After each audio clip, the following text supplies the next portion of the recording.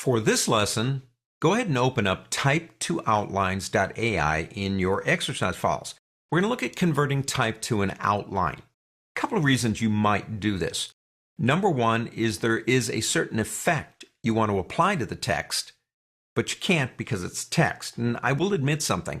Illustrator is getting more powerful on how it deals with text, so it's becoming less necessary to have to do that just to make a special effect on the text.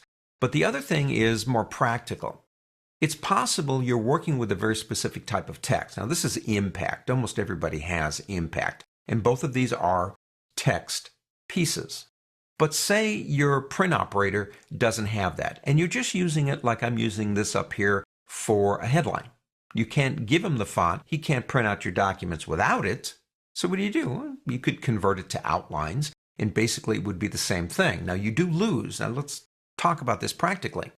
If you do convert something to outlines that's text, you no longer have control of it as text. Don't forget that. If it's misspelled, or you don't like the words, or you want to change them, that boat's sailed. You can't do that anymore.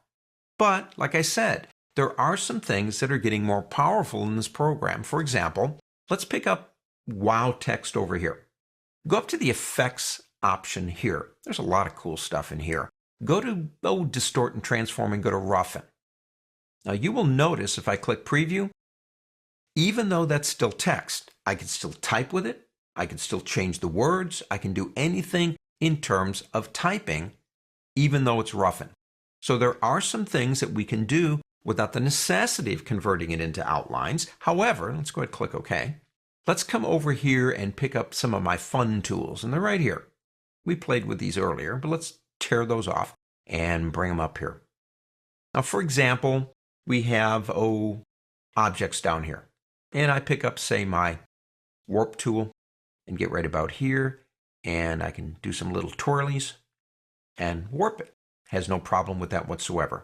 I could come up and pick up my twirl tool and maybe get on the end of this right here, and I don't know, maybe do something like that. Whatever you want to do. Have some fun with it. Down here we have, or up here I should say, we have a pucker and a bloat. I just love those tools. Kind of interesting to work with. And we can play around with those too. And whatever you want to do. And again, of course, you got the distortion tools like scallop and crystallize. And again, we have no problem whatsoever doing it to these objects. But if I select here with my temporary selection tool, that's the control key, and I come over and say, well, I want to use this tool, it won't let me because it's text. So here's a reason why we need to do this. Now, there are actually two ways to convert this. I can pick up my selection tool, select the word mom, go up to the word type and select create outlines, and it will be more than glad to do it for me. It is now an object, no different than these down here. I can start playing around. However, let me undo. There is another way to do this. I have it selected. I go up to the word object on the pull-down menu and tell the computer I want to expand it. Now, we have no stroke, so that's great, but we have an object in a fill. We don't have any gradients. If I click OK, it's basically doing the same thing. So you do have two ways to do it.